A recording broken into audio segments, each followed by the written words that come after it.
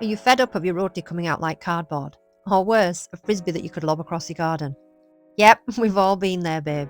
Today I'm saving your roti and your teeth because we're making proper melt in your mouth roti. Trust me when I tell you that this is the only tutorial you'll ever need. In South Asian cooking, roti is one of the simplest things to make in terms of ingredients, and yet somehow it still frightens people.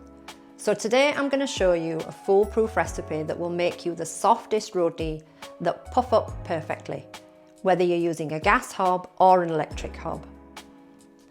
The recipe that's in my book is the one that I used from a very young age, and it's what we used to have growing up. And it simply consists of flour and water. And back in the days, the flour was very different, and it didn't matter that we didn't have anything else in the dough.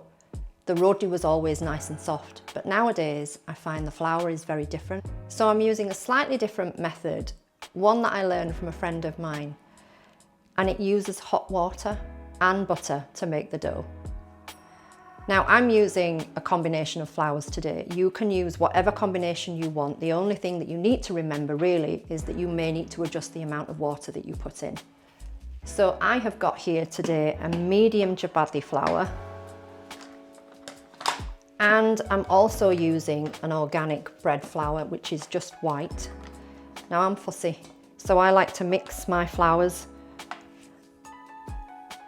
to my own little recipe, but you can use whatever combination you want. If you like brown flour, you can use just brown flour. If you like medium flour, you can use that. That's absolutely fine. This method will work with anything, any combination really. I've put the full recipe of what I'm using today in the description so that you're not left guessing. So now that I've got my flour in my bowl, I am going to add about a tablespoon of butter. This will just coat the proteins, the gluten proteins in the flour, and will help the roti puff up when we make it. So all we're going to do now is rub that butter into the flour. It doesn't need to be perfect, but if you can just distribute that butter into the flour, it will just make it combine really well when we add the water in. And like I said before, adding the butter in will just coat the gluten proteins and will help the roti puff up perfectly when you cook it. I usually do this using a mixer, but because I know that lots of people don't have one, I'm just going to show you how to do this by hand. Once your flour is looking a little bit like this, you are ready to add your water. Now that the butter's combined, we are ready to add our water. And for this particular recipe, I'm using boiling water. Now, because I've been making this particular dough with this particular flour for such a long time, I know exactly how much water I need. But if you're using a different combination of flours, you will need to adjust and add your water according to the flour. We're going to mix this hot water into the dough with a spoon, obviously because it's too hot to handle. Using boiling water in the flour renders a much softer dough, and that's because the boiling water gets absorbed by the starch and also denatures the gluten protein in the flour, which makes it less elastic. By using this method, you'll find your roti is a lot softer, much easier to roll out, and you'll get that guaranteed puff at the end. Once your dough is combined with the hot water, all you're going to do is leave that to sit, cover it with a plate, and leave it to rest until it's cool enough for you to handle. And then once your dough has had enough time to rest, you can start to bring it together by hand. Just make sure that it's cool enough for you to handle before you start to knead it properly. Now, because you've left it covered and you've left it to rest, it will feel quite damp on top, it will feel wet. Don't worry, just knead until all of that moisture is combined and your dough comes together to form a nice smooth ball. If you find that you've added too much water into your dough, don't panic. Just sprinkle in more dry flour as you go. You can just combine it as you need it and get it to the consistency that you would like it to be. Make sure that it's not too soft, that you find it difficult to handle, but also not too hard, that it makes it hard to roll out. And if you find it easier, you can just knead your dough together on the worktop like me. Unlike a bread dough, you don't need to knead this for hours and hours to get the gluten structures to form, because we're not bothered about that today. All you want is for it to look nice and smooth like this. Once you get to this point, you're ready to make your dough balls. You need to make dough balls that are the right size for your skill level. So if you find that this is the first time you're making roti, make your dough balls nice and small so that when you're handling your roti, they're not too big and scary. I find a good size to work with if you're doing this by weight is about 70 grams. All you're going to do is bring the dough together.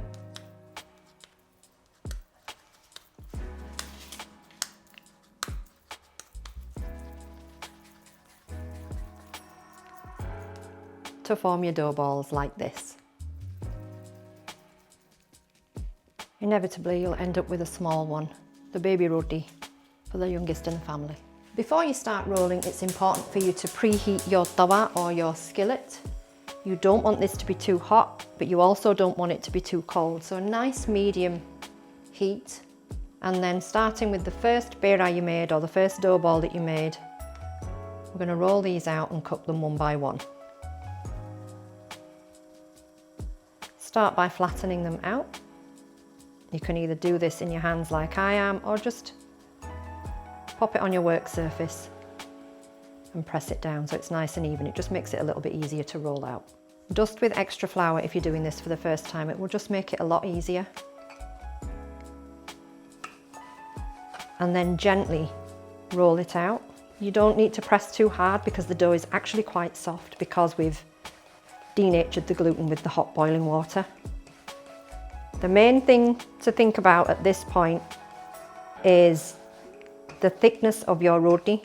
Don't worry about the shape of it. It doesn't have to be round, it doesn't have to be perfect, it just needs to be even all the way around. So all of your edges need to be the same thickness. If you leave it at different thicknesses, some will cook, some won't. And when it comes to actually getting that perfect puff, you'll find that if it's uneven, the thin parts of your roti will split and they won't trap the steam, and the thick parts just won't cook. Once you've got your roti rolled out and it's about 1 millimetre to 2 millimetres thick, dust off the extra flour like this. Make sure your tawa is warm before you put the roti on. If you put your roti on a cold tawa, it will just dry out and you don't want that. So just make sure it's a nice heat. You can usually just feel by popping your hand over the top carefully. Then all you're going to do is just wait for the colour to slightly change before you quickly flip it over. I'm just going to adjust my heat a little bit. And then again, you can just start to see bubbles forming on the bottom side. This normally takes about 30 to 40 seconds. And now I'm going to show you how I puff this up over an open flame on a gas hob. And then once you see these dark spots start to form, you're ready to finish this off over an open flame. So over a high heat, you're just going to gently keep this roti moving. And it will slowly start to puff up. The butter that we added earlier also creates a little bit of lamination, which helps this process. And there you have it. Perfect puffed up roti. Now that method is great if you've got a gas hob. If you don't have a gas hob, it can be a little bit tricky. But with this particular dough, it's super easy to just puff up your roti on your tawa. So I'm going to show you how we do that next.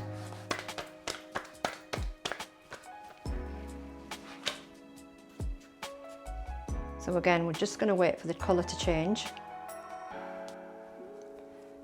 And then flip the roti over. This method is great if you've got an electric cooker or an induction hob.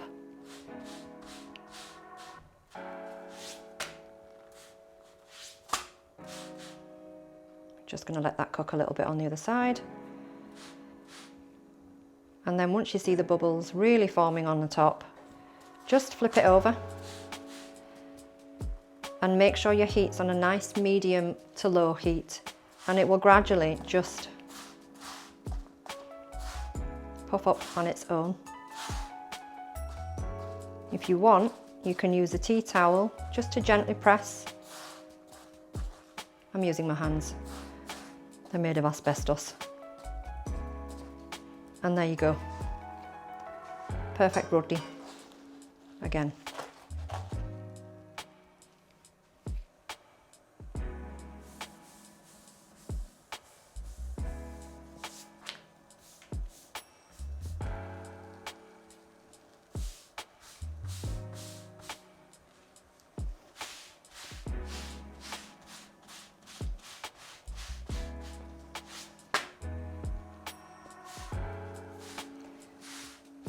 Just be careful if you do use this method, because that steam is very hot. The last thing you want to do is burn your hands.